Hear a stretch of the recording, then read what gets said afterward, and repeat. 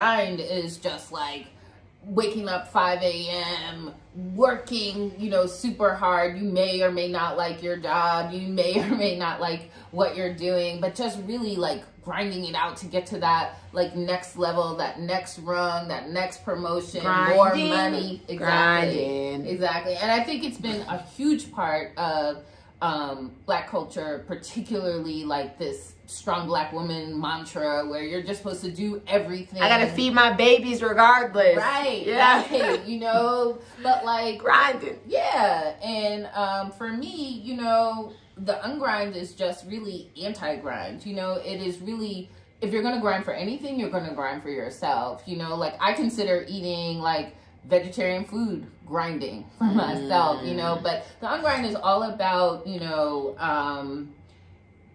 like instead of just going for that title, you know, like I always say it, like the gag is, it isn't the title. It's like how you feel. Like how do you feel when you wake up? How do you feel when you're going to that job? You know, are you depleted? Are you showing up for your family? Are you coming home so tired, so broken from grinding? And like grinding for your family, but really it's like you're grinding yourself down. Right. Hello, you guys. How are you guys? I do have a special friend with us today. Everybody who is on this channel is special. I just love it when we can kind of put our pieces together. So she knows like Tadre and Simone are like regulars on the channel now, obviously. She's a part of our expat group here in Kenya. So I have heard you guys when you're like, we kind of want more locals, and I'm working on that as well. But the good thing about us as expats is we all have a different focus, a different niche, and a different story, right? So today you are here to share your story, sis. How long have you been in Nairobi? So I've been in Nairobi a year and 6 months. A year and 6 months. Yeah. Okay. Where were you before? So I actually came from Tanzania. I was there for 3 months. Nairobi was actually just the most random trip. I was headed to Uganda. Wait, hold on, because I didn't even let you introduce yourself. Yeah, I didn't even let you introduce yourself. What's up? Hey, I'm Michelle. I'm from New York originally, but I quit my job and moved to Kenya. Okay. So what made you quit your job?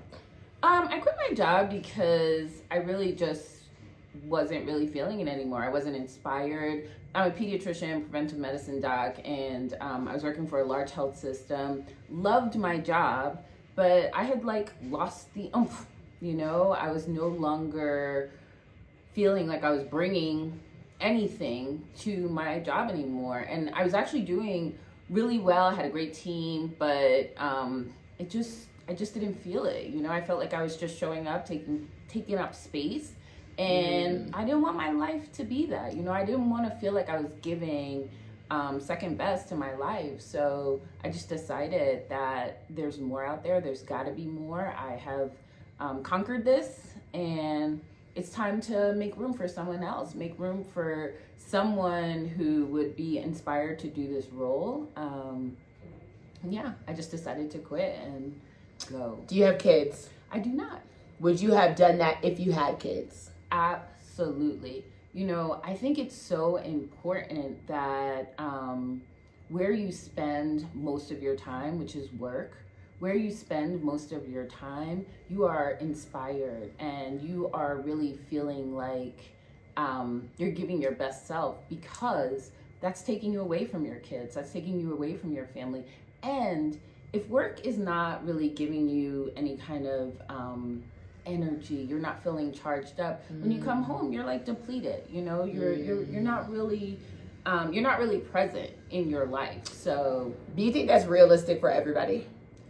I do, you know. So what I will say is everybody has a gift to give the world. Everybody has something that they can show up in. So right now, you may be in a job that isn't really moving you, right? You know, you're not really, but how are you gonna change that? You know, what are you gonna do to move yourself from a situation where you're just there for a check to something that really motivates you. You know, I think too many people show up into jobs that they hate, and because they hate the rest of their lives. Yeah. You know, and you can't really kind of progress because you're so beaten down by this job. It has you so stressed out. 40 hours a week. Yeah. Like when you start living for the weekends. Exactly. And then like Sunday, it doesn't even count as a weekend because you're just thinking about Monday. Right. Yeah, and it just becomes too much. What was your relationship with Africa as a whole before moving here? So like what made your mind kind of like, I'm going to take this and go to Africa? Yeah. Oh. So I was always a traveler, but my first African country that I had gone to was Ghana. And that was a life-changing trip because I actually had dated someone who was Ghanaian. And when I went to this one part of Ghana, the whole place looked like him. The mom, the dad, the brothers, the sisters, like everywhere looked like this one person that I dated. And that was the first time that I was like, I'm from somewhere, you know, like I come from somewhere. Like this place, you know, is where he came from. And I really understood that we have a place, we have a home. I ended up going to Tanzania through a trip called East Africa, and that's where I saw my face, you know? So I was like, maybe. So you feel like you're kind of East African descent? Well, I don't know. You know, who knows, right? At this point... have you done your ancestry DNA? No. Are you interested? No. Why? I'm not interested because I think the science is a little faulty, and I also feel like at this point we've like mixed and just, you know, wherever I'm from, like I probably don't have an immediate connection, so I just go where the vibes are. Like when I went to Tanzania, I feel that. When I went to Tanzania, I felt it. For one thing, I saw my face, but I also just felt the vibes, you know? Yeah. I just felt like... You're just going to let your ancestors call you. For real. You're not going to go searching out. Absolutely basically. Yeah, absolutely. Yeah, because honestly, where you are from should not dictate where you want to live either, right. You know? So if I'm like Congolese, I shouldn't be like, oh my God. But visiting is a thing. Yeah. So you went on the trip to East Africa with a group. Yeah, I went on the trip to East Africa with this group called East Africa. It was started by this American guy, and basically you take boats out and go to different like ports. We went to Memba, we went to Pemba, we went to Zanzibar. It was a great, great trip. But I remember sitting on the beach. I took a picture and I said, in 2 years, this is going to be my view. And yes. Yes, ma'am. It took me about 2.5, but I posted it on Facebook. I posted it on Instagram because like I wanted to hold myself accountable. And then from 2 years, I just hatched a plan to just make it happen. Because, what was your plan?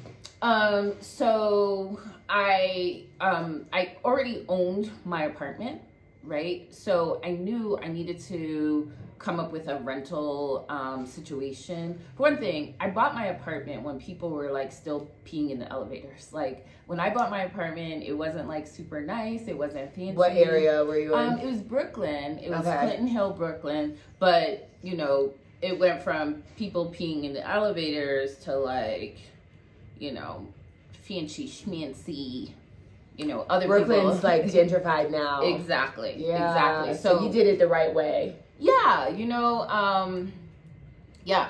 And I held on to that apartment until like right before I left. So I had that apartment, owned it. I was able to pull money out of it, pull equity out. Like, listen to this, right? When you own something, right? Don't just like, oh, it went from 200,000 to 600,000. That 400,000 is equity. Right? So you could pull money out of that apartment and go buy another one, right? So that's what I did. I pulled money out and I bought another place from a brownstone, a 2-family. I already had tenants. And so that was part of it, was making sure that I could figure out financially how to do it. I'd always contributed to my 401k. I'd always bought stocks. I always lived below my means because I always had a vision that I wanted to do more with my money. I did not want to spend my money like, you know, every chance I got it. So I was always a saver. So that was one thing. And then when you say live below your means, like what are some ways that you could suggest to people trying to do the same? Like just things that you've done. Cause I am really learning. Yeah. I'm such a bad saver. Yeah. Yeah. My family generationally, we're just bad with money. Like we're just coming into being more budget friendly. And it's not always even like you making more money. Right. No, it's, you know, because you can make so much money and save less than you were saving when you were making less money. Absolutely. You know, so that's where I've come into, like, I just cannot save. So what are some of the things that you kind of did to scale back, or like you say, you know, live below your means? For sure. So yeah, that's an important point in that, you know, I had friends when I bought my apartment, it wasn't fancy. It wasn't in a fancy building. I remember having a housewarming and some of my friends were like, you're a doctor. Like, why are you living here? You know, they were all renting really nice spots, like overlooking the water, you know. And so while they had the bellboy. Exactly. I did not have a bellboy. I had security. Yeah. You know, like it was not a doorman. It was security. So, so that's one thing, is like really start to think about like how your money is gonna work for you long term, right? You know, I drove the same car for 10 years. Now it was a fly car when I bought it, but I did not upgrade my car like every, you know, couple of years. I bought a fly car, I took care of that fly car, and I had it for 10 years until it, you know, died a slow death. Right into the wheels fall off. Yes. So that really taking advantage of your 401k. So that's in the US, it's like an investment, and you can save up to I think $17,000 a year, and then usually your company will match that. If you don't have like access to a 401k, look at stocks. Look at crypto, really educate yourself about finances, because I knew I wanted to live a soft life later on, you know, and especially being like a single woman, you know, not having kids, like I am my retirement plan. And I knew that, you know, I didn't know that I wouldn't get married, but I knew at the time I was not married. At the time, give me your hand. I did not have kids. Bam. You are a Taurus. Aries, but dang, I was close. I was very close. Yeah, I was I was up in that field. I could feel that energy. Yeah. Okay, so you're headstrong. I'm headstrong. I'm determined, and I'm determined to live like you guys are a stubborn. happy life. Very. You guys are very stubborn. Yeah. Oh my God. One of my best friends in the world is an Aries, and she's a nutty bitch. She's a nut. She's a big nut. I prefer to say unique. Uniquely insane.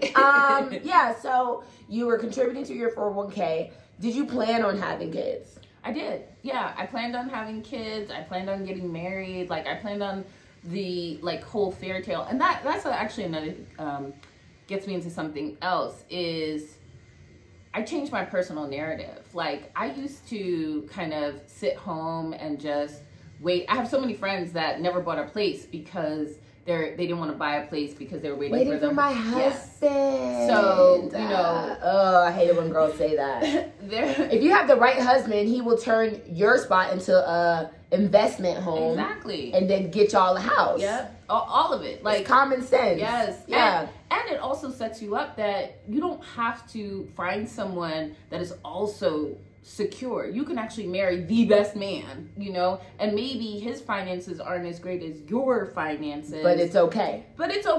Yeah. I mean, you don't want to take care of him, but like you guys have something together. If you're building a nation, building a foundation, you bring your best, he brings what he brings, you know what I'm saying? And I agree with that. Yeah. And come together. But like for me, it was very important to change my personal narrative, right? Because I used to sit home and be like, I don't have anyone, you know, nobody cares where I am. Like, my parents have passed away, so...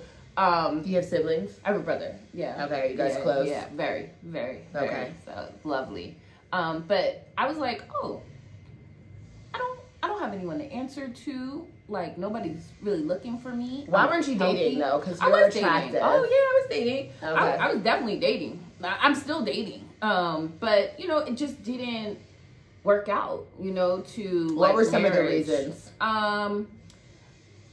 All sorts of reasons. You know, I think when I was really busy, but even then, like, I still dated. In Brooklyn, it's a lot of pool of men, and you end up, you know, swimming in community deep. Somebody was like, this dating pool has piss in it. Hell yeah. I say that all the time. But, you know, I do believe that there's great men out there. I do believe that, you know, love will find me. But it hasn't yet, you know, and I'm okay with that. Yeah. Do you even want kids at this point? Well, I mean, I'm late 40s, so, I mean, it will be an act of God, but I also have some in the refrigerator. I was going to say, in vitro and all that stuff. Yeah, well, I froze my eggs when I was 38. So, you're smart. Yeah, so I do have... Girl, so you can have kids. Yeah, you know, like, I have what I have. Like, how was that process of you freezing your eggs? Because, you know, us, especially as Black women, we're marrying at later and later ages. Yeah. Women in general, but especially Black women, you know, how was that process? Like, what made you kind of sit down, like, okay, I want to do this? Did it go through health insurance? Like, what was that process like? Because I know a lot of women out there may be interested in doing the same. Yeah, so it was fairly easy. I actually chose to do something called natural cycle. So natural cycle is without hormones. Most people, when they think about egg freezing, you take a lot of hormones, you get a lot of eggs, and they just take, like, people generally go through 3 cycles and they take what you have. I chose not to do hormones, so I did a natural cycle. So every time I ovulated, I would go and they would take one out.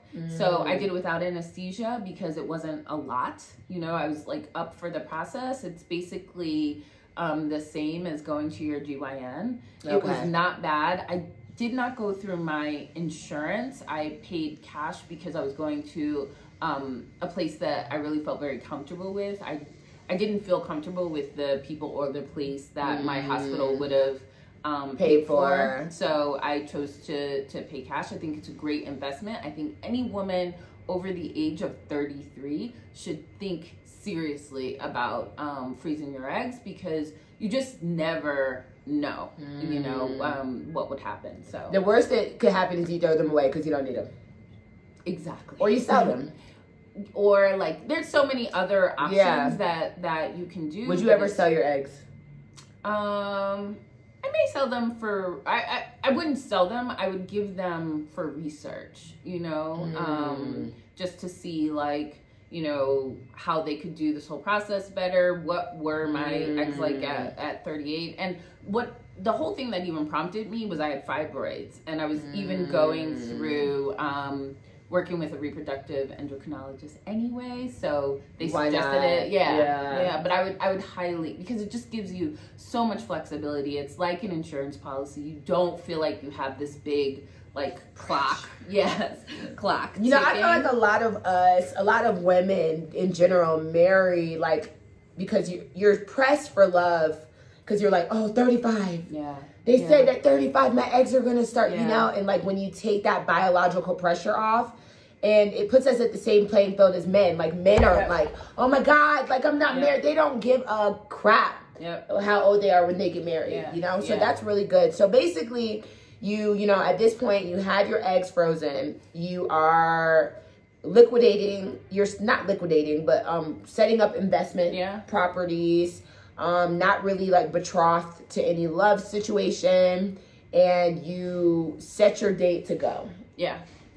But, I mean, before all of that, I had to change my mindset, you know, because, like, there is this pressure that you talk about for a woman that, like, it's over if you're not married by a certain time. You know, I had all my married friends, and we used to like do my, you know, Bumble profile, and they would like coach me. And then, you know, I started being like, one, they started getting very honest about their lives and you know, unhappy marriages. Yeah, just I wouldn't marriage even is say, overrated. Yeah, well, I wouldn't even say unhappy marriages, just the reality of marriage, the reality of having children, the reality of like, you know, all your money, all your stuff is tied up with another person, your dreams, everything. So I began to realize like I have a lot in my own self. So the things and the way that I started to speak to myself was differently. You know, I was like, I'm healthy, I have a little cash, I have freedom, I can do anything. Like, I do not need to sit in this office and live this 9-to-5 life that other people live. I began to value like me. Reassuring yourself. Yeah. Almost like de-romanticizing the need to have the other things to feel whole. Absolutely. Yeah. Absolutely. Yeah. So coupled with, you know, finding this other place to go, you know, outside of America, and the fact that I just felt confident in like, you know, my life is mine, my dreams are mine. And I was like, okay, this life that I'm living is not, it's not fulfilling anymore. I'm just sitting in the office every day looking at this wall wondering, why am I coming to work 9 to 5 every day, then go into the gym, then, you know, like it was just mundane. Yeah. And I had the ability that I could just whoop, I'm out, you know, like, and understanding that that is a unique ability and a unique not place. Everybody can just pick up. Right. Yeah. Right. So yeah. So like, how did you prepare the people around you? Or yeah. So I just started talking about it from the time that I took that picture. I posted it, like I said, on my Facebook page. When I posted it, I didn't even believe it. Like, I didn't even know whether I was going to do it or not. So that just like a vision board vibe. Exactly. Yeah. Exactly. And that was important. So different people, different things, you know, like I told friends, but I just began to like bring it up in the conversation and really like take steps toward it. You know, people noticed that I was going to conferences in Rwanda. You know, people noticed that I was traveling more. It just became what I spoke about, you know? So becoming slowly integrating into your life kind of as a norm. Hell yeah. Yeah. It was no longer this like pie in the sky thing. It was like, well, you know, I'm going to Rwanda because they're having this Women in Global Health conference. I reached out to different people in global health. I started volunteering with this group in Tanzania. Like, I just inched towards the same way you would prepare for college, the same way you would prepare for like getting some sort of job. I prepared for living the life that I wanted to, you know? So I got clear on what I wanted and what the steps it would take to get me there. Okay. And that's what I did. Like, I just, I made it happen. Like, I manifested this life, you know, because, what were your biggest fears? You know, it's weird. I don't really recall having fears until like I'd already quit my job. I had already left because I felt like I had walked through this plan. It was not until I moved, was in Tanzania, and COVID hit. And like, that was not part of the plan. So you got to Tanzania before COVID? Yeah. Okay, because you know, most of the expats that I interviewed went because of COVID. So you were there before. What was the difference in the vibe for you? Because I know Tanzania was pretty open. So what was the difference like for you since Tanzania was open during COVID once COVID hit?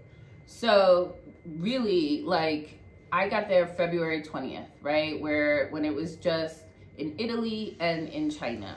So I got to experience kind of the COVID lead up and watching New York, where I'm from, become the epicenter. And that was ghetto. Whew, it was, girl, that was a ghetto time. Watching COVID spread was very ghetto. It was ghetto. It was scary. It was actually scary, you know, being a physician myself. My mother died from a medical era. Like, I knew. You know what? It's like you almost got out at the perfect time. Yeah. Because you would have been working through that. Well, I flew back.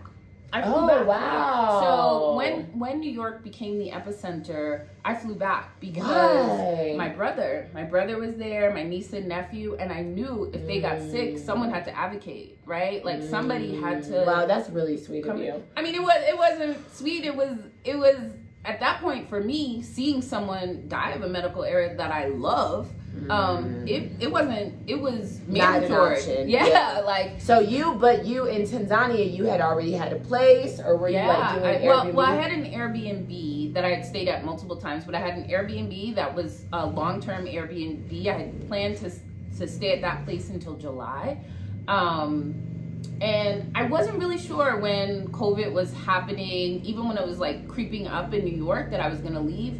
I knew I was leaving once they started closing the borders of countries, because I was like, I can get to my brother in 12 hours. If I need to, I could fly there. But when they started closing borders, I was like, there's no way. Let me take my black ass home. Yeah. I was like, there's no way I'm really watching my brother. Because even though I probably wouldn't have been in the hospital with him, I couldn't watch him on, because people were like watching their family. I couldn't do it. I had to go. So we're back to New York.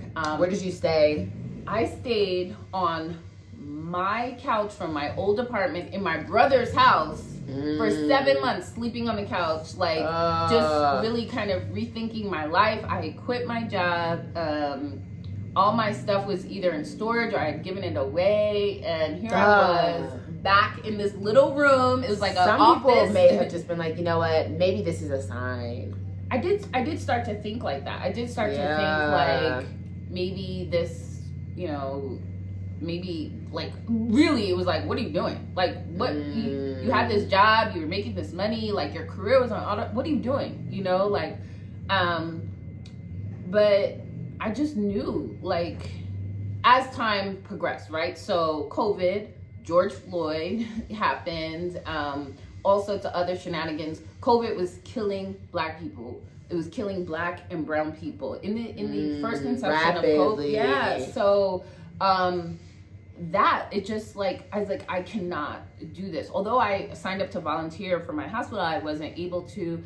Why? Because I was a pediatrician. I was a pediatrician, and most of my career was like administrative. So I really didn't have like the background or experience to really be in the ICU. So most of COVID takes place in the ICU, and it wasn't a pediatric ICU, it was adults at the time. So yeah, but it even turned out to be okay, like, because my brother and I, both of my parents died. My mom died of a medical error in 2013. My dad died in 2014, 9 months later. So I lost my parents. Broken heart. No, he had been sick for like years, and I expected my father to die. We did not expect my mother. What was the medical error, if you mind me asking? So they like overdosed her on corticosteroids for something that she had. It ended up putting her in like a steroid-induced diabetes, and then it took a while for them to it took a while for them to figure it out. She was in the ICU, and that just like. Did you guys sue? No, I didn't. Because at the time I was just so heartbroken, and we had to kick in to take care of my father. By that time, my father was bedbound. He had dementia. Like it literally just went from this crisis to the next crisis. Yeah, and yeah, it was hard.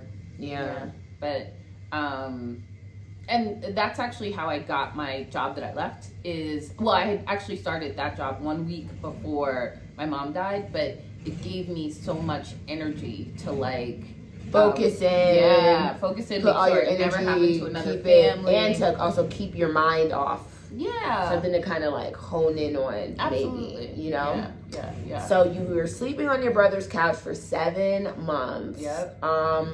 COVID kept going and getting progressively worse. So what made you like, okay, it's time to go back now? Yeah. So COVID did get worse, but as we were like wearing masks and doing all the precautions, the numbers came down. In Tanzania, the numbers weren't really bad. It's funny, you say Tanzania, I say Tanzania. My friends in Tanzania who are Tanzanian, that say Tanzania, or like it's Tanzania. It's Tanzania. But my friends that are Tanzanian that say Tanzanian say the people that say Tanzania are being extra. Somebody told me it's Tanzania because I used to say Tanzania. Yeah. But they're like, the way that they say it is Tanzania. Mm. So when I'm like, I don't know. So I've heard Tanzanians or whatever say both ways. Right. So so just in watching TZ, there was like, nothing going on at the time Magufuli was president. They declared there was no COVID. And do you believe there was really no COVID, or do you think they were just not pushing the numbers or testing? I know people who had COVID there, so yeah, it was fake news. Well, I don't know, but I just do not believe Tanzania was just like a COVID-free land. Yeah. I don't know, because I do know someone personally who had COVID there. Luckily, he did not pass away, but I'm sure the government did not count his numbers. Well, I don't know, because it was well after when they were allowed to say COVID. So when I got there, when I got back there, and the reason why I ended up going back is because I was like, you know what, I'd rather die of COVID in Tanzania than die of COVID in Walmart in the US. Why? Because I just I found a peace there that I just didn't feel anywhere else. I was also, my brother and I, during that 7 months, really had all the conversations we need to have, got everything in place, understood that with me leaving, there could be a different outcome. I understood. So we were both really comfortable, and I just felt like I'm not gonna sit in this room on this couch and wait for something. Yeah, like I don't know what I'm waiting for. Exactly. I dipped out to have a different life, and this is part of that different life. Like COVID, it came during that different life, and so I just gotta rock out and hope for the best. So why Tanzania? So Tanzania was, having that experience in Ghana and really seeing that, I come from somewhere. Tanzania was the place where I just felt like maybe, could be, my friends that are there are like, you could be Shaga. We can see you as Shaga, What is Shaga? It's a tribe in Tanzania. I know Hey is a tribe. Yeah. They don't really acknowledge tribes like Kenya. Right. One Tanzania, one language. That's what they say. Ooh. Yeah, he pushed all the tribes together. I love how Tanzania holds so hard to their culture, so hard to Swahili.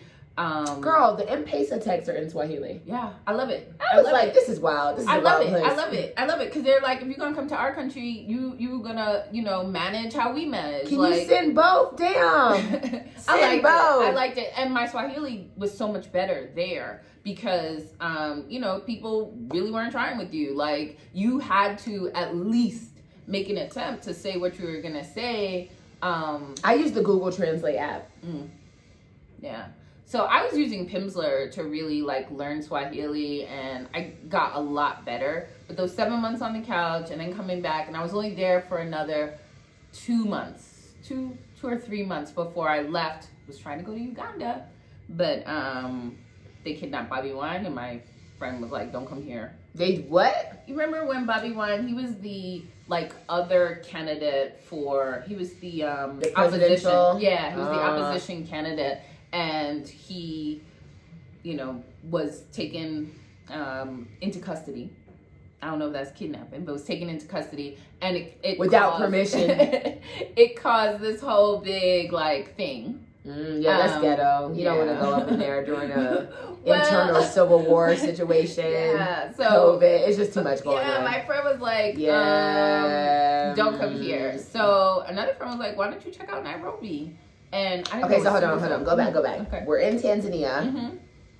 You liked it. What was your initial, because visiting and living are two different things. So, what was your initial reaction after living there for, a couple months? I still loved Dar es Salaam. I actually was like, I'm just gonna, so I love Dar es Salaam. It's very hot. It's very peaceful, because if you remember, I quit my job. I was really looking for a place to just zen. Exactly, zen out. When I came back, I felt another sense of urgency, though, about COVID, about like just added things. Small anxieties. Yeah. So and just even the reaction of the country to COVID was interesting to me as a physician. It just didn't fit as well anymore. The conversations that I was having around COVID were just kind of gave me pause. And it caused other conversations. So my visa was up anyway. That's why I was going to Uganda, just to see, whatever. But I ended up coming to Kenya for just a month and ended up staying here. And so instead of doing the turnaround real quick, like people do the visa, just to maybe stay for 2 days, you just decided to stay in Kenya for a month. Yeah, and I had no intentions of staying in Kenya. I literally came to Kenya. I want to ask you about Dar es Salaam. How was because our expat group here is pretty strong. Yeah. How was your interactions with the expats there? So interestingly enough, I'd been to Tanzania 5 times before I got there, but I was introduced into the expat group the time when I actually moved. At the time, there were 2 different expat groups.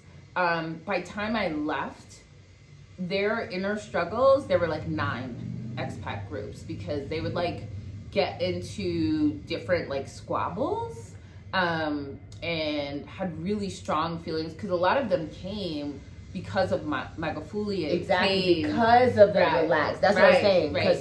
So if you were uncomfortable with the laxness, you're literally like the polar opposite of most of the expat group who came there because of the lenient policies. Yeah. So I was coming to Tanzania before COVID, before I had identified Tanzania as my place and the place that I loved. So but they really had a lot of like internal struggles, like around Merry Christmas versus Kwanzaa versus, oh my God, get a life. A lot of like, shut up, Ashe and all that, like a lot of things within that like super Pan-Africanism that just becomes condescending or annoying.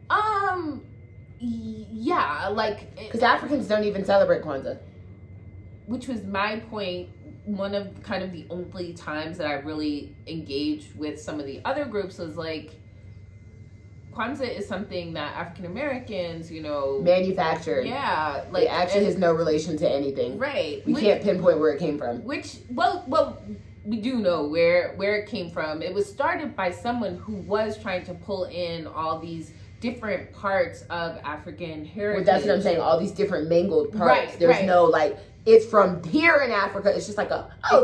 Right. I think it is distinctly African American, and it was an attempt to really kind of tie us to, the motherland. Yeah. I think Kwanzaa is a big fail. Well, I don't know if it's a big fail, because it definitely has a hold on African Americans. If the goal was to get it to the continent, then yes, it's a big fail. But I would say, like, as African Americans, we are always struggling with like ties to Africa. Where the problem comes in is where we think we can tell Africans how to be African. You know what I'm saying? Like, do you celebrate Kwanzaa? Off and on, yeah. Like, I grew up celebrating Christmas Kwanzaa. Like I've only acknowledged Kwanzaa in schools. Like, when your teacher makes you like, color the Kwanzaa, or like cut out we've never had Kwanzaa candle. I don't know anyone who actually in real life at home celebrates Kwanzaa. Wow. Yeah. I mean, maybe because it's like Brooklyn, New York, it's just very like arts. Maybe that vibe.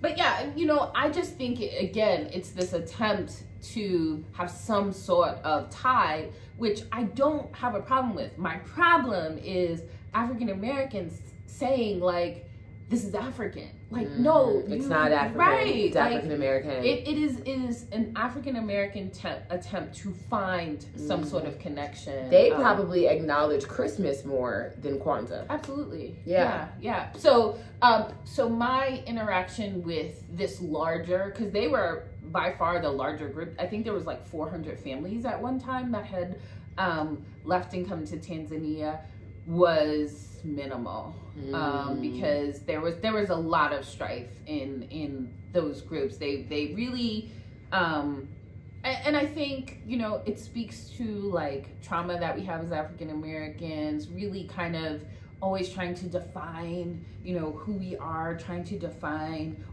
and telling other people, no, this is, you know, this makes you Black because of this. This makes you identity issues. Right. Projecting our identity issues on what is truly African or truly Black.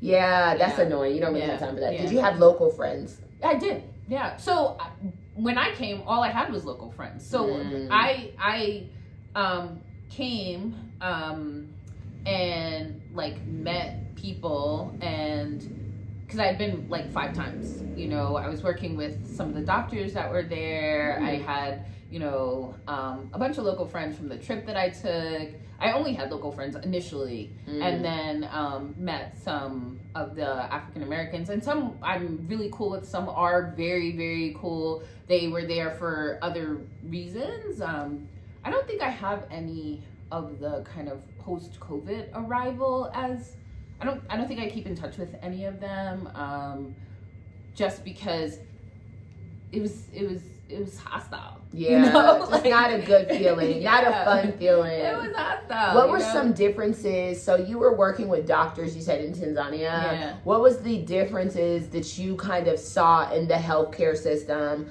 between the U.S. and there? So it depends. If you're talking about the public healthcare system, it's vastly different. I just volunteered for a bit. And when I say a bit, I mean like a couple of days. It was one of these like medical missions. You come in, you like do stuff. Up in Muhesa, which is like well out of Dar es Salaam, like probably 5-6 hours out of Dar es Salaam, and it was pretty rural. You know, luckily the people are very healthy. You know, they're healthy, they're young, but it was not like solid healthcare facilities. It was nothing like anything that I'd ever seen before. They didn't have like running water in the hospital. But again, like most people are young and healthy. But in Dar es Salaam, where I had to go to the doctor, it was really nice, electronic health record. But again, that's a private experience. So just like the US, where we have like places where public health care is given and private health care is given, they're a little more similar, you know, like you can still get some. It's not like a large discrepancy. Right. Yeah. Right. So, yeah, but it was, you know. It is what it is. Right. So you get to Kenya. What was your first like reaction? So at first I really didn't like it because, you know, coming from Dar, like everybody is like so friendly, you know, they will give you their last of whatever. If they have, you know, food and you don't have food, they'll like hand you, you know, what they have. It's just a very friendly, you know, welcoming, like social, warm country, you know. And when I first got to Kenya, I was staying in Westlands, and I remember seeing like some of the children on the street, which I hadn't seen in Dar. It was a lot faster. It was a lot like, you know, nobody was saying like mambo or anything, you know, it just was like about your business, you know, get to where you got to get to. And walk quickly. Yeah, but like 3 days in, once I changed my perspective, I was like, this reminds me a lot of New York. What made you kind of like, okay, you need to change your perspective? Did you just kind of have a talk with yourself, or it just took time? It just took time. It took time to realize, like, you know, it's the difference between New York and New Jersey. Like it's two totally different places, and you can't go to a place and think that it is gonna be like X, you know, just because they're both major cities, right? You know, no, but it was after like I was like, oh, Nairobi is Nairobi. Like it just embraced me, and I went back to like that New York sensibility of, you know, people do speak, but they speak in a different way. You know what I'm saying? It's just or different. like I could speak first, you know? And it was COVID, like, and it, you know, I came during the lockdown, and it was like whatever. People weren't really out, and if they were, that was another thing, is going from a place that didn't really acknowledge COVID to a place that, you know, everybody was masked up. You had to do temp checks at the grocery store. You know, when I first got here and I saw people like holding up their wrists, I was like, we're still doing that. But I was like, they put chips in people. Like I didn't right. But yeah, so it was just like kind of that like shift. But then Nairobi just feels like New York, you know. It just has that same, people are really smart, they're doing super innovative things, hustling, like making money. They will scam you, but you have know, you been scammed in Nairobi? Yes. Tell us your story. This is a safe space. Who scammed you?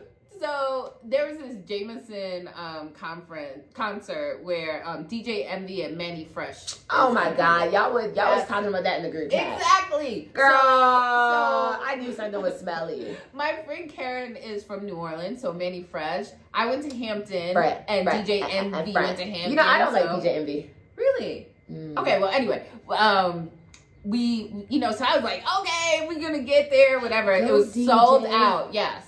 It's my DJ. Gator boots. Yeah, I was like, dang, this is fun. I didn't go though, yeah. So anyway, like we both really wanted to go. It was sold out. We heard day of. So our friend was like, go to the Instagram page. Sometimes people are always selling tickets. Went to the Instagram page. Sure enough, somebody was selling tickets. So I hit him. He was like, I only have 2 left. I was like, I'll take them. I need 2. My lucky day. Yes. But so at the same time, Karen was did the same thing. She like saw another Instagram page. They were selling too. I was like, get a bunch because everybody wants to go. In our WhatsApp chat, you know, a lot of people were like, they want to go. The more the merrier. Yeah. So I was like, okay, we got this, whatever. So bought the tickets. When I was sending my M-Pesa, I was like, oh man, he might not send the tickets. But sure enough, he sent the tickets. I was like, oh, thank you. I felt bad for like kind of thinking that he was scamming. He was like, I have a great concert. So that's so whatever. I text my friend. I was like, I got 2 tickets. You know, you give the other 2 away. Well, you know, sell them. Not getting away. But anyway, so whatever. Karen gets to the thing and she was like, these tickets aren't valid. You know, they're not letting me in.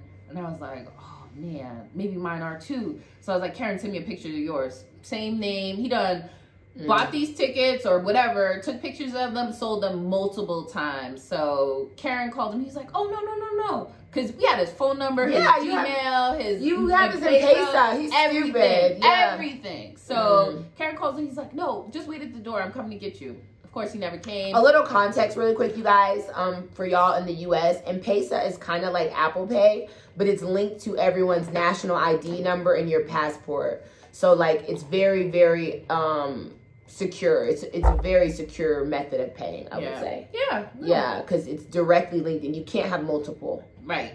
Yeah, it's like 1 per citizen. So, why would he even be scamming using an M-Pesa? I don't know. But to this day, he's gotten away with it. And there's, like, a couple of people on the Instagram page that he also scammed. So, he did get away with it. I mean, we do have people on it. But we'll see, whatever. He's gonna pay. We hope. Yeah, that's so shady. Yeah, that happens. It happens. So what made you like, you know what? I'm done with Tanzania. When I left, I wasn't really done. Like I didn't expect to I had a month ticket, you know, turnaround ticket. I didn't expect, but when I got here, I realized all the things that I was missing in TZ, I'll say now, TZ, it like, you know, I'm a vegetarian, they have a bunch of vegetarian options, like the infrastructure is great, there's a bunch of cool places to go. I'm in my 40s, it feels like there's a little more, like a larger kind of 40s unmarried population here. It just felt... I feel like most of us in the group are not married. Yeah, true. But I think like maybe in still the other one, SWR, are you in the other one? Or are you in... So the other one I think is more... Is that one like Still at Rise or something? Something, yeah. I always say the wrong name. But, so that one I feel like those are a lot of people that came for jobs. You know, like they came, they work for the embassy, they work for USAID, they work for a bunch of... Whereas I think Black expats, like, so a lot of people that are just like, I'm done, I'm out, like... You know, so, vibing. Yeah. Here for the vibes. Right. Yeah. So, I don't know why that makes them more likely to be unmarried, but it just is like people that are just kind of bouncing through. Yeah. I love that for us though. Yeah, for sure. So were you a part of the group before you came to Kenya? Or? No, I literally didn't know a single soul when I came here. Like I knew some people in Tanzania gave me like other people's phone numbers. So I hit them up on WhatsApp. I think none of those people did it. Like maybe one or two, like we initially kind of, you know, hung out. But it wasn't until Blacksit. The Blacksit, yeah. So Facebook group, I hit it, and I was like, I'm here, you know, whatever. Karen, I'd actually linked with Karen when I was in Tanzania. She told me about Faye, and then from then on, like, you guys know Karen. We've interviewed with Karen. She's the mental health specialist, and then Faye is the one who is married to a Kenyan and has the light eyes. So we're all just like a full circle. Yeah. Very sweet. Yeah, so yeah, from then is where I started meeting a bunch of people, and then now I know like so many people. I have like a lot of local friends and a lot of just expat friends. Are you going to be in Kenya forever? I think so. Kenya will definitely be my like home base, but I say that kind of gingerly because Kenya wasn't even on my list of places. Like I wanted to see Mozambique, I wanted to see Uganda, all these other places. So because I didn't even know what Kenya had to offer, I'm hesitant to say that that's what I place. Say. Yeah, another place. I used to think Accra was my forever home. So I always say, you know, I never expected Nairobi to be what it is today at this point. But I also feel like, say I went to Cape Town and I was like, I love this more than Nairobi. Like, you just don't know until you go everywhere. You know what I'm saying? Yeah, no, that's why I say, like, definitely travel and see, like, what's out there, you know? Because there's just a whole new world, especially if you're American. Like, really get out of America because it will change your perspective just on life, you know? Do you think that you would have made it as easily if you didn't have, like, the money to pull from your house or, like, that kind of nest egg? Like, what about the people who don't really have like those type of large sum assets? Do you think it's really like realistically attainable? Yeah, you know, I think that it is all in the planning, right? Like, so can you find a company to work for over here? Do you have a business idea? Can you live below your means here? Like, is there, I know like a lot of people moved to TZ on their unemployment, which is illegal, but you know, people did do it. So I just, where there is a will, there's a way. If you can make it in America, you can make it anywhere else. You know, if you have like that gumption and that drive to do it. What I will say is there are so many businesses that are in America that aren't here yet that you could just come and, you know, build dominate a business. Yeah, like what are three that come to your head right now? So for me, when I first came here, you know, I'm so used to using an app to find like real estate. Like Zelle. Yeah, Zelle, Street Easy. You know, here it's like such a like kind of scattered, convoluted. Do you know somebody who knows somebody who knows somebody who got a house? Yeah, right. And that's true. There's no like rent.com. Yeah, it's a great way to get scammed here too. So that's one. Healthcare sector, you know, looking at like digital health, which is MySpace, you know, electronic medical records is a big one. Just even like renting out cars, like buying cars and then having Uber drivers drive those cars, like the business ideas, having a restaurant here, clothes, you know, if you're like a fashion person, there's just so much to do. It's just really having that like capital and the mindset kind of. Yeah. Why don't you have a car? I don't have a car because I think it's like really challenging to drive here, like between the matatus, the bodas, just the way, and like I'm driving in New York, but like, you know, red lights are just a suggestion. Here, girl. I had to tell my Uber the other day, I was like, do you know that just because you don't think you see a car, a car could, you know, just because it's nighttime, don't assume and just go through the light, dude. Slow down. Like, I love my life, you know? Yeah. But I respect their Uber drivers, like, driving skills.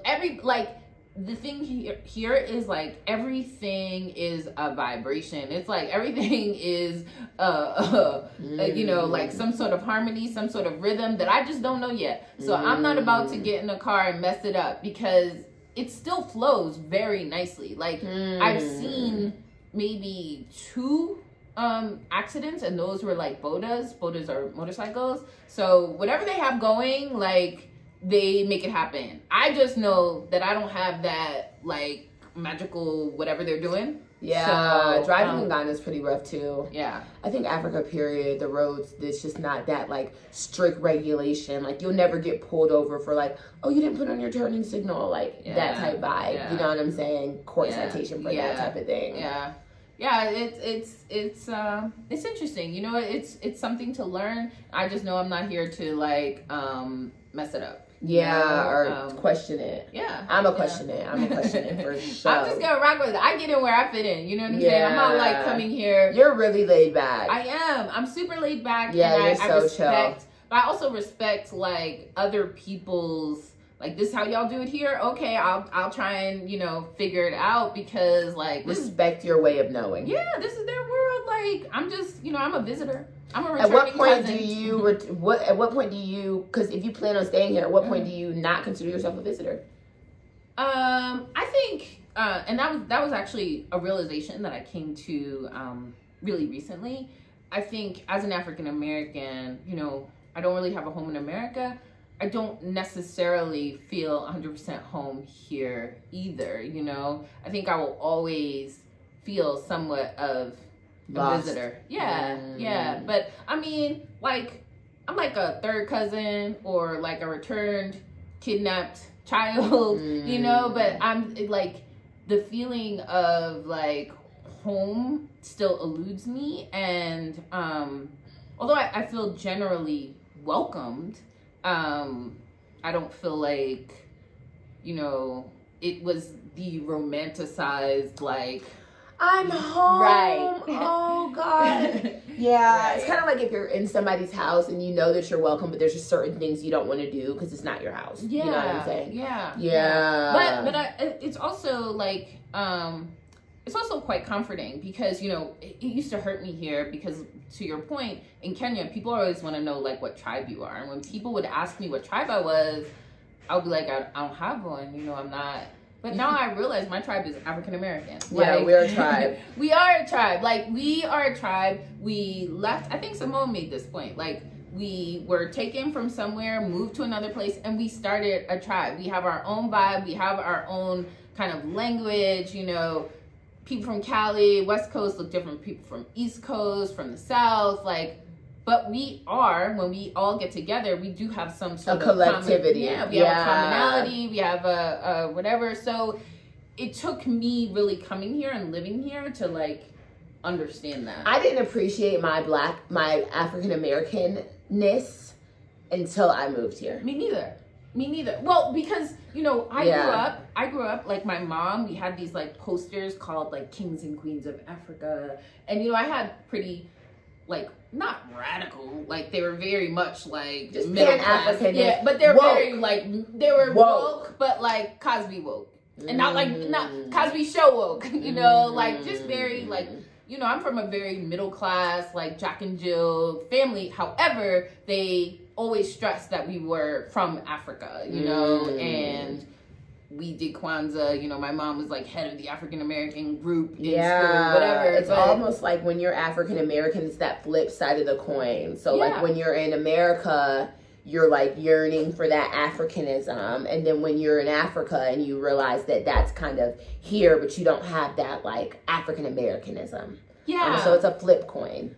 But it also, it did really make me appreciate like our culture. One of the most offensive things that someone ever said to me here is Black Americans have no culture.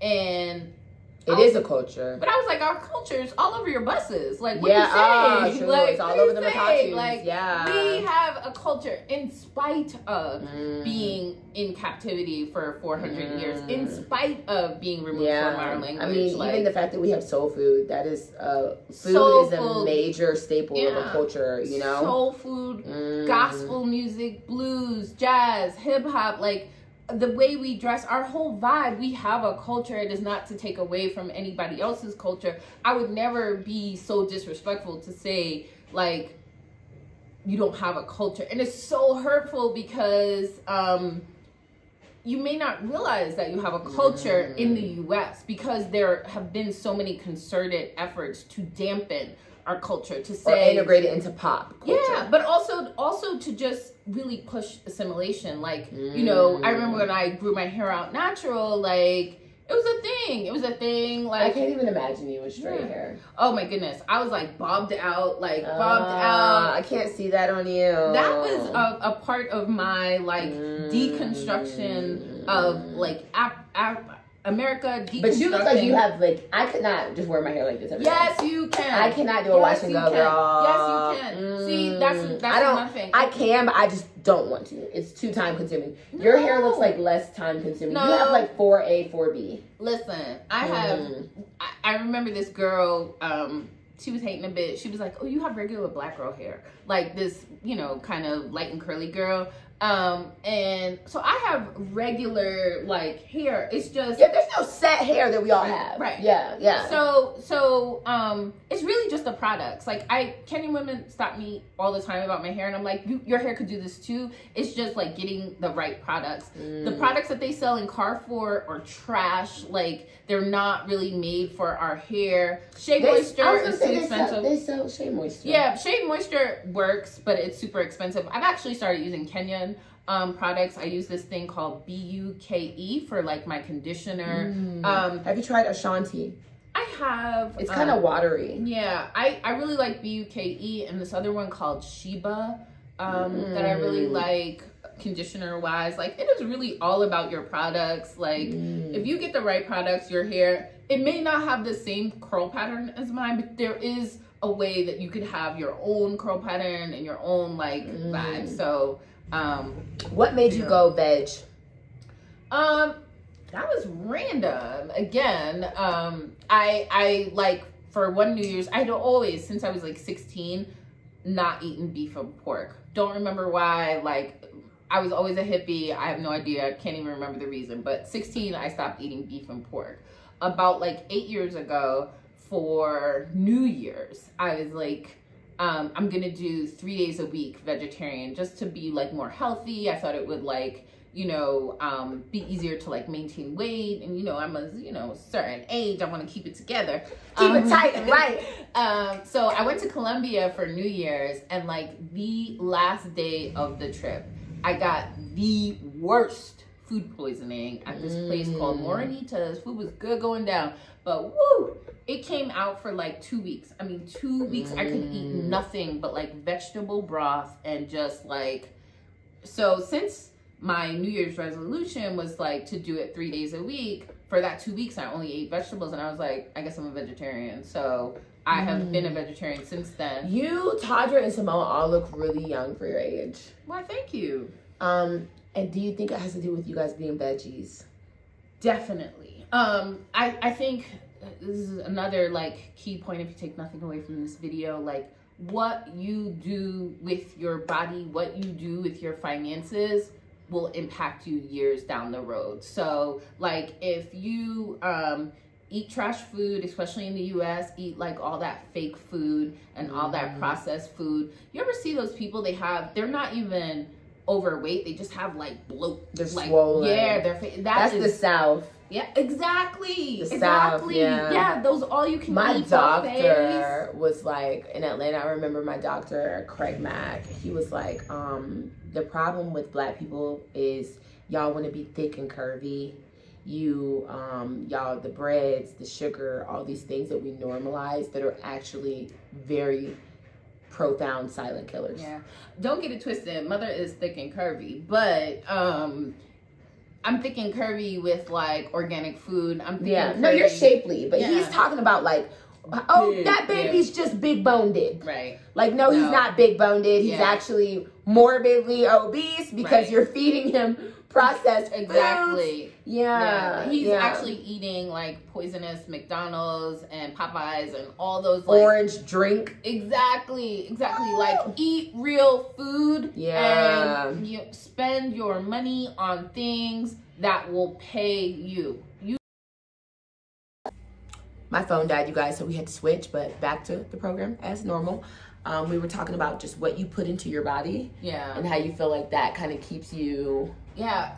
I mean, what you put into your body really fuels you, right? So if you look at your body as a machine or a car, you want to put in the best gas. So if you're eating like crap food that isn't real, food that's full of preservatives, not only will you gain weight and you'll have this like big gray thing, your mind will not function optimally. So, especially us as like Black people around the world, right? You want to be in your best functioning self, which is like, so it's the food you put in, it's the music you listen to, it's your finances, it's everything, but it's also like where you live, right? So for me, America had become like super toxic. Like I couldn't function in there anymore. Even when I left and went back, and the whole thing happened with COVID, and so many like people were dying, but it was particularly impacting Black and brown people. I mean, that was just beyond frustrating. George Floyd happened. By then, I had already stopped, watching police killings because it felt like, lynchings, and it started to just feel like repetitive. Yeah, I just had to stop. So even when I went back, although like I was sitting on my couch, I was like, maybe I made the wrong move, maybe I did the wrong thing. I feel like all those things were like, no, honey, go, get out of here. Yeah, get out, black sit. Yes. Just like, this is not for you. Your mind cannot function in this environment optimally. So yeah, like I'm big on that. I'm big on what I eat, big on what I listen to. Like I listen to a lot of spiritual trap, which is not to be confused by Christian trap. Spiritual trap is like Tony Jones, Lizzie Jeff, just all these people just talking about like vibrations. And because I've never heard of those, you got to send me a playlist. I will. Drop the playlist, sis. I absolutely will, because like, music sometimes is just a chant, right? And you are chanting. It's indoctrinating. Like, yeah, exactly. Yeah. So I want to be indoctrinated by like Good Vibes, which is a song. All I need is good vibes, all I need is good vibes. But anyway, so like I'm very careful. I'm very careful about what I eat, what I listen to, who I'm consumption around. Generally. Yeah, in general. Right. So so for me, like vegetarianism was the answer, because you made the best fried mushrooms. Oh yeah, yes. Shout out to my friend Carmen Rogers. She's the one that taught me how to do orgasmic. Girl, I love me some mushrooms. Look up fried oyster mushrooms. Right? And I was like, damn, this shit tastes like chicken. Yep. It does. Yep. You can have really good food, taste away, and miss nothing. Miss nothing and get all the goodness, because it really is how you spice your food. So not only will your body get all these good nutrients and stuff and be ready to go. Yes, you don't feel sluggish. You know, everything comes in, comes out like it's supposed to. And it's lovely. So yeah, you know, I love that for you. How is your dating life? Dating life is challenging, right? I will say, one, being older here, and the age range here, like, I'll say if you are in your like 28 to like 35, 36 as a woman, popping in these streets. Like, there are so many like young men like doing. I'm in that age group, but girl, it's still ghetto. No! So these young guys, like, they cannot figure out how old I am. So many just. There's a lot, but I'm just like the compatibility. No, so I find the men here in that age range. If I was dating in that age range, I have sworn off men in their 30s because, like, why? I just learned. You have a young spirit, though. I do. I do. I hope. Anyway, I do. I used to love younger guys, but why? Share your story. I just feel like this is a safe space. They're still I feel like they are still like figuring it out. Still like really tied to self-discovery, exploration. You know, they're really still like, for a lot of men, masculinity is tied to like how many women they have, you know, how much money they have, how much. I have a story to tell. Yeah. But I again still find that there are great guys out here. I have met like some cool younger guys. Have you dated guys in the expat group? African Americans out here. I have gone on dates. So I don't know why none of the guys in the Black American expat group want to be interviewed by me. Really? It's been the only guys who have let me interview them, who are actually staples here in the community and not passers through. Is Eunuch. I don't know who that is. Oh yeah, and he's Haitian. Yeah. Otherwise, all the men who are here like permanently are not moved to be interviewed. Why do you think that is? I think like, one, I think we all come with like a lot of trauma, a lot of issues, a lot of things. Maybe the women are a little bit more open about talking about certain things. Men are very private. I'm very private too. It took a long time for me to even. Yeah, I was shocked. I don't know. The answer is I don't know. I was like, I'm gonna start just leaving them alone. Yeah, because I'd be like, when are you gonna let me interview you? When are you gonna let me interview you? And they're like, I don't know, but I think it's. What was your hesitation in being interviewed? Why has it taken this long? Because I'm just a very private person. I don't want to be. I don't really like to put like just stuff out there. And I was still really processing this whole like move. I finally have like come to the point now where I'm willing to talk about it. When I first got here, I used to make like Instagram videos, and I would like promise my friends that I'm gonna, you know, tell them, because I do think it's really important for us that have like come here to really tell other people like, no, life is really good here. You can actually live a different life as a person, you know, just being a person without being just a Black person, you know, and you can have all the comforts of home, you know, being here. So it was really important for me to do like videos and things like that, but processing this whole thing and just really getting decompressing. Yeah, decompressing, but also like decompressing, but every day was like something new, something, you know, because just you almost wanted to like live in the moment before you start recording the moment. Exactly. You want to experience it authentically. Yep. That is exactly before you start sharing it with others. Yeah, because when you're just walking, that's why I hate blogging. Like, because I'm like, I can't even be in the moment. And then sometimes you look at the thing and it's like, wow, that happened, like that, or he was there, you know? Yeah, and you weren't even paying attention. You miss it. And plus, I didn't want to like give an inauthentic representation of like what was happening. And also, I'm private, period. Like, I'm just a private person, you know, like, although we all know each other, I think probably people know me the least as someone that is still out in the circle. Like, I still come to all this stuff, but we ain't talking about my as stuff. Far as like emotional bonding. Right. So it's more of a socialization, not really like a...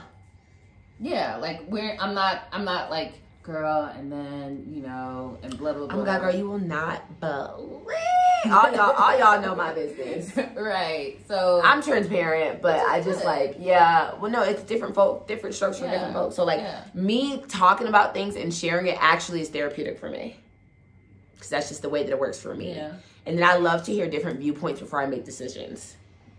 No. So I like to like ask, what would you do? What would you do? That type of situation sharing.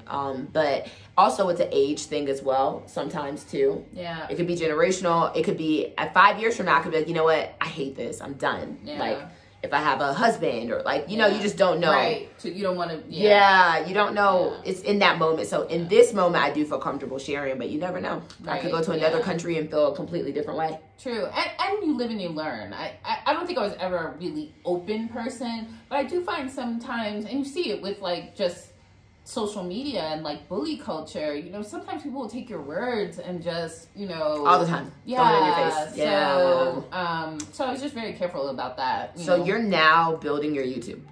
Yes, I'm starting a YouTube channel. It's basically called the UNGRIND. And it's all unpack that for what does UNGRIND mean? So the UNGRIND is basically hold on, for people who don't know, because grind, some of them may not know what the grind is. Right. So the grind is just like waking up 5 a.m., working, you know, super hard. You may or may not like your job. You may or may not like what you're doing, but just really like grinding it out to get to that like next level, that next rung, that next promotion, more money. Exactly.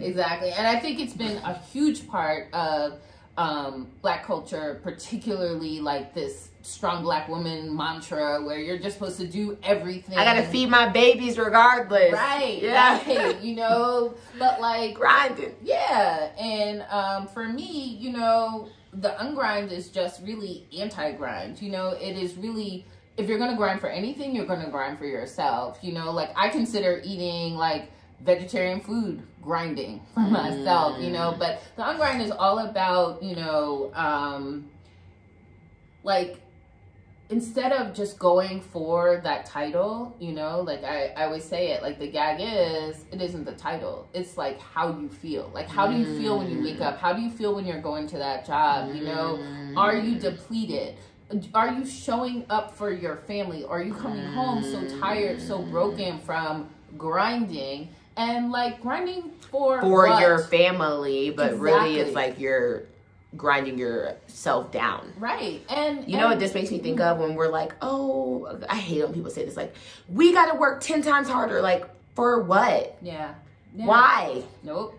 I don't want to. Yeah. I should not have to. Right. Yeah. And that's it. Like, and really figuring out, like, so for me, when I left my job, it wasn't that I hated my job. It was that I was not showing up as my best self. And I knew that I was not inspiring people. I was not being inspirational. I knew that there was some gift that I had to give to the world that looked different from this. And I needed to ungrind to figure it out, right? Your best life looks like rest life. Sometimes you need your best life looks like what? Rest life. You know, soft life. Yeah. Well, sometimes you need to just stop, like rest, recharge, and receive that next assignment, you know, because we're all here to do something. And if you are at your job, like just showing up, you are not giving that job that best thing. So for me, I was going to give the next thing, my best thing, because, you know,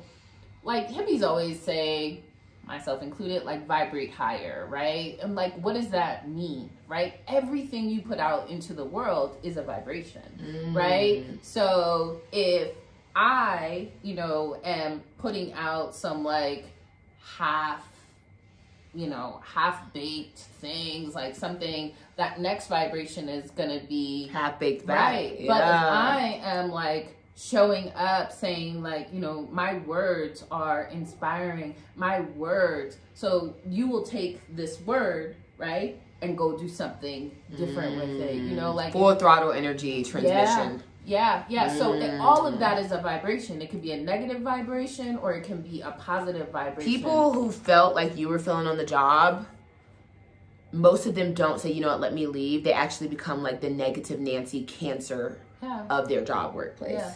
Because you're just so miserable and you don't know how to unpack it and help yourself. So it starts draining you and others, you know? Yeah. So that's actually a very mature and self-aware ability to be able to be like, you know, I am not my best self and I can't show up for others or my team if I'm feeling resentful as hell about being here, you know? And I had a great team. I had all these like young people that just really wanted, like really charged with the mission. I mean, healthcare, you cannot come and just half-ass healthcare.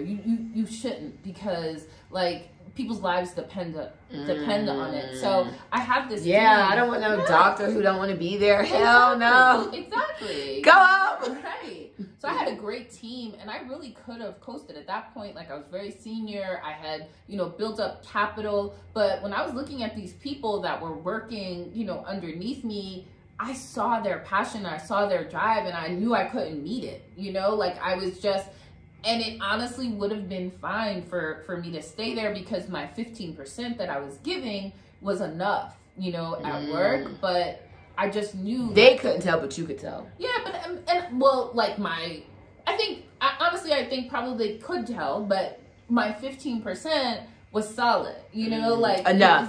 It was enough, but for me, like somewhere where I'm gonna go or something that I'm gonna do 8 hours a day, like it's gonna get me, you know, and if I cannot give it me, you know, if I'm not coming up with like inspirational ideas, if I'm not like changing the game, you know, I don't want it. Right. But I feel that way about my life. Like when I'm interacting with people, if I am not giving you jewels, you know, if the conversation that we're having doesn't like leave you served something, you know, I feel served. Yeah, I hope so, you know, because it really matters, especially now, like with COVID, with like all this like senseless killing, with all this stuff, like the world needs us. Like the world needs healthy people, the world needs healed people, because there are a lot of hurt and broken people that cannot you know, push it along, and they need people to really show up and turn the tide, because we are struggling as a world. We are struggling, you know, and we all we got. Exactly. You know?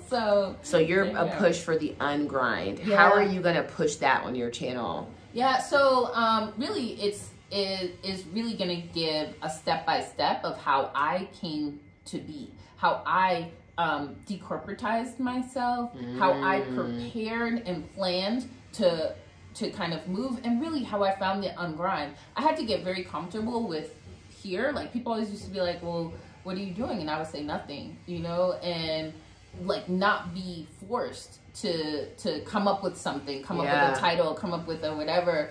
And I just waited it out till it came to me of what my next thing was, but also like how I found it, you know. I'm gonna have something called Friday Frolic, where, you know, I'm just really like talking about like frolicking and how important like shutting off your brain and engaging with your center, with your source, that core. Right? Yes. Get into that core. And let that core speak to you, and let that core guide your next move. Do not let the money guide That's your what I'm next doing right move. now, but it's actually very uncomfortable. It should be uncomfortable. I feel so uncomfortable, but I'm like, I just know that I got fired for a reason.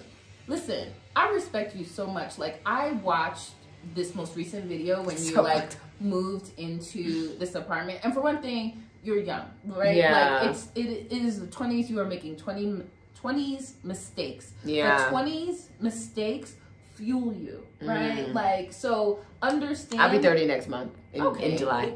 Whatever. Close enough. Close enough. Yeah. But it's still the 20s. Yeah. It's still the 20s. But the thing is that these lessons are preparing you. And the fact that you were able to just be like, you know what? Okay. All right. Let me, maneuver into a new zone. Yes. Yeah. No. Listen, like what you are doing. No, I respect this. Thank you. What you were doing.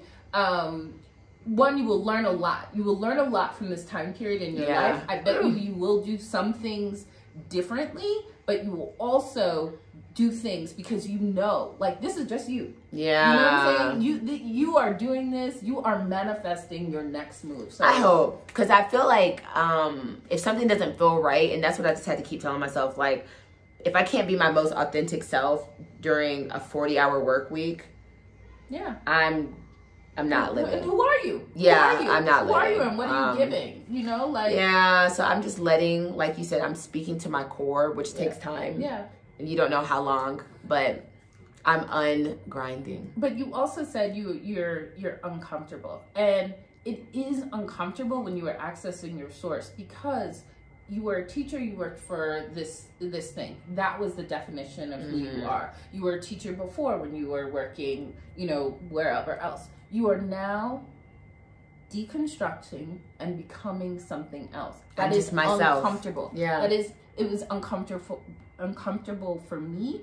I actually didn't know that I was ungrinding. I actually thought that when I left the US, I would go work for an NGO. And what I realized during the time in COVID, I actually took this, and I had gone to all these conferences. I took this like Harvard Global Health Intensive. During that intensive, I realized, oh, this is just do-gooder corporate America. So I'm actually moving. I'm not changing. I'm just shifting. I'm going to something a lot easier, right? I'm going to, it's very easy to go from corporate to corporate, right? But during that time, I realized, no, like this isn't any different. This is the same. So with a different face. Yeah, exactly. So same mind. So I had to really ungrind and really also just do nothing. I did nothing. So just like how you are now kind of receiving these messages from source, whether it's God, whether it's your own, talking to yourself, this is exactly what you're supposed to be doing. Like, you are in your moment right now and what you give birth to, right? Because this is your divine feminine right now. Your divine feminine, you have planted a seed. The seed is inside you. It's growing. Now remember, it takes 9 months to birth a baby. Yeah, you 10 can't. months, right? So a plant don't grow overnight. Right. So this plan is birthing inside of you. Now, just like childbirth, I don't know because I never had a baby, but it's your body changes. It is uncomfortable. You get bigger. So like, just receive this. I'm receiving. Yes, and I love this for you. I know it's a challenging time. I know these are challenging lessons, but I loved the pivot. Like, I watched the pivot. It was interesting how you do say you're like a forthcoming person. I would have never like done all that to see, but somebody watching learned lessons. Yeah. You know what I'm saying? So listen, I think it's really important. Thank you. I appreciate you appreciating me. I just am so anti-highlight reel. Yeah. For social media. Like, so if I'm comfortable, like, oh my God, look at my beautiful home in the Westlands. Go for a tour. Like, when stuff hits the fan, like, I'm going to keep the same energy. No. So that we all know, like, we all got something going on, I respect that. I probably would have done it differently just because I am who I am, but I respect, I really respect that you put out this whole transition from Westlands to, but you're doing it. It's like, gonna come. It's gonna come. No, it is here. Yeah. You are living it. Like, that's another thing. And that's another mistake that I think, like, people make. And I know this is going forever. But when I moved back, and sitting on the couch with my brother, like, it felt like a down period, but you know, it was initially my parents' house, because there was so much like death and sadness in that house. Like, we had never opened up the pool. There was so much that my brother and I did that like brought us a lot closer, and brought my niece, and I got to know my niece and my nephew. And while it was like a trying time, I really stepped into that time, right? So like, while this may feel very uncomfortable and very much like a trying time, like, you are here right where you are, right in this space for a reason. Step into this and just figure it out. Yeah, no, I love this for you. And I actually, I worried, you know, how much you kind of put out. Yeah. But I love that someone else can see your struggle. You know, I love that you are kind of taking one for the team and really putting it out there. And there are going to be negatives and positives of you putting it out there. But the fact that you are showing people, like, you know, I'm going to do this. I'm going to shimmy this way. I'm going to shimmy that way and make this happen. And you can too. Exactly. Yeah, we all can. Yeah. Yeah, I love that. You guys inspire me. And I always say, I encourage all of you guys to do YouTubes, because we all have a different journey. So like, for me, it could be somebody who's young, who wants to move.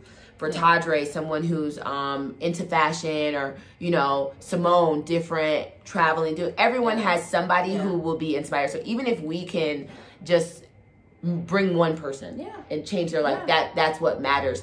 And what we're doing, it's most people won't do in the States. And they talk about it, they dream about it, but we really are, and that's what I was telling Tadre and Simone, we're like a 1%ers. Of people bold enough to, like, you know, fuck it, I'm gonna move to Africa. Like, you know what I'm saying? So it's admirable. Yeah, it really, really is. I'm looking forward to your channel. So you're going to be doing like a lot of basically just like how-to steps to prepare. Can we expect like vlogs? Yeah, no, it'll be a lot of vlogging. It'll be a lot of me talking. It'll be a lot of just really breaking down how you can too, how just different scenes from travel, different stories of like things that I went through. I hadn't thought about like bringing people on the channel, but maybe, but really the channel is kind of me telling my story, me talking about the UNGRIND, and how you can just deconstruct this like corporate, you know, I love that for you. This has been so fun. This is actually the longest interview I've done in a while. Really? But yeah, it went really well. Usually I cut people off at an hour, but I felt like I just wanted to keep talking. Yeah. Okay. Well, you know, you could cut some of this stuff. No, girl, I'm not cutting nothing. I don't like to edit. And it's valuable. Okay. Good. It's super valuable. So, one thing I did want to ask is, what are you doing now to kind of make income? So I'm actually just living off vibes. No, I'm living off, some rental income that I had. That's income. Yeah, that's passive income. So I'm living off some of my rental properties. I saved up, you know, a fair amount of money, so I'm like tapping into my savings. But also, even here, I'm living well below my means, you know. So I don't spend a lot of money, you know. But I'm not in a period of austerity. That's like, I still travel, I still eat at restaurants, I still do you pop out. We see you pop out, but you're just like, I'm not gonna pop out every day. I'm gonna do this, maybe budget specifically this amount for this. Well, I you know, part of the UNGRIND is really thinking about like, what do you love? What are your must-haves, must-dos? For me, it's travel, being able to eat out whenever I want to, having a really nice, comfortable place, but I probably would have, you know, a much bigger place than I have, but it wouldn't look much different than the place that I live. So right now I'm in a 1-bedroom. I'm actually going to move to a 2-bedroom, but everybody who has a 2-bedroom is always like, I don't even go in that room.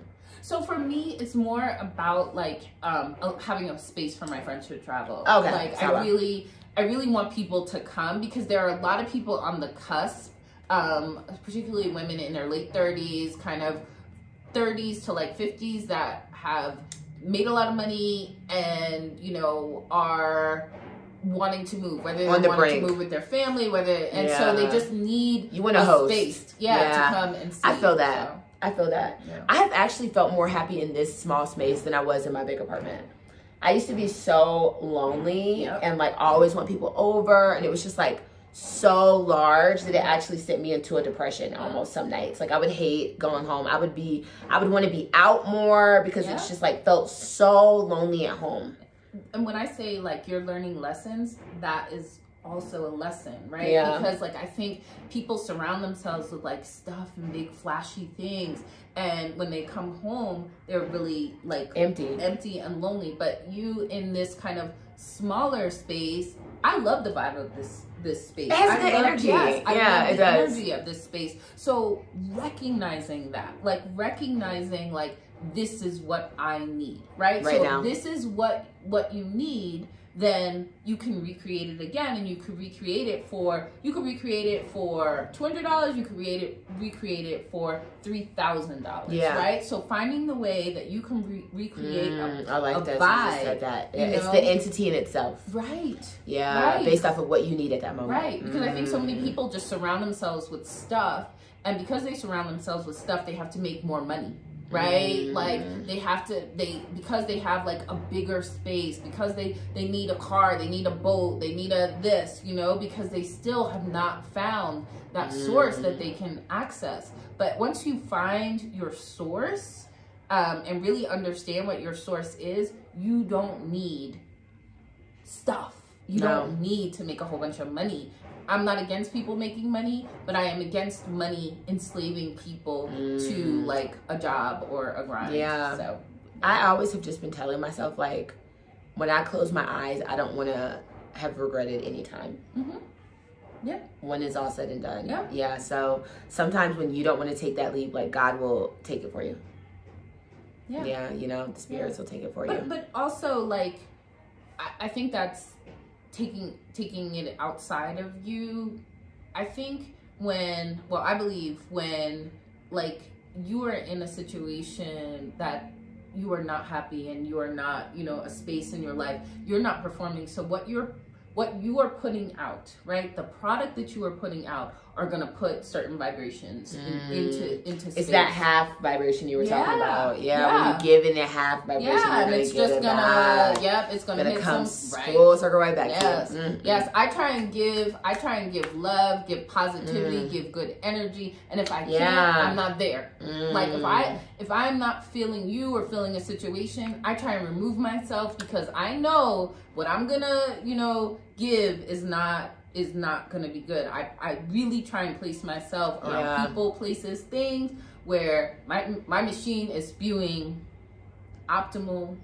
I love that. Yeah. So this has been amazing. I'm gonna link her channel below. Do you have Insta? I do have Insta. It's also we're gonna put everything below. Yeah. Follow the Ungrind, you guys. And thank you for watching. Like this right now and go subscribe to her channel right now. So I will see you guys later next time. Thank you. Nice meeting you.